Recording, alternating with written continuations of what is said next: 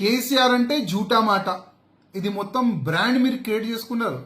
X ముఖ్యమంత్రి గారు ఒక మంచి బ్రాండ్ ని మీరు క్రియేట్ చేసుకున్నారు. కేసీఆర్ అంటే అబద్ధం, కేసీఆర్ అంటే జూటా, ఆ విధంగా ఒక మంచి బ్రాండ్ మీరు తీసుకున్నారు.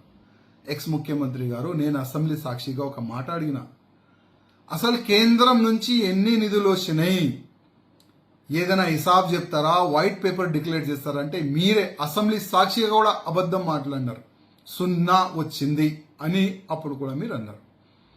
ఇవాళ ఈ 10 సంవత్సరాలు అంటే మీ సమయంలో 10 సంవత్సరాలు 10 లక్షల కోట్ల రూపాయలు కేంద్రం నుంచి వచ్చింది. మన తెలంగాణ ఇవాళ డెవలప్మెంట్ అయిందంటే అది కేంద్రం వల్లనే. మర్చిపోయినారా? డబుల్ ఇంజన్ గవర్నమెంట్ వస్తేనే తెలంగాణ బాగుపడుతుంది. కానీ దురదృష్టం మా వాళ్ళు కరెక్ట్ లేదు.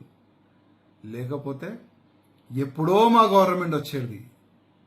కానీ ఏం బాధ లేదు.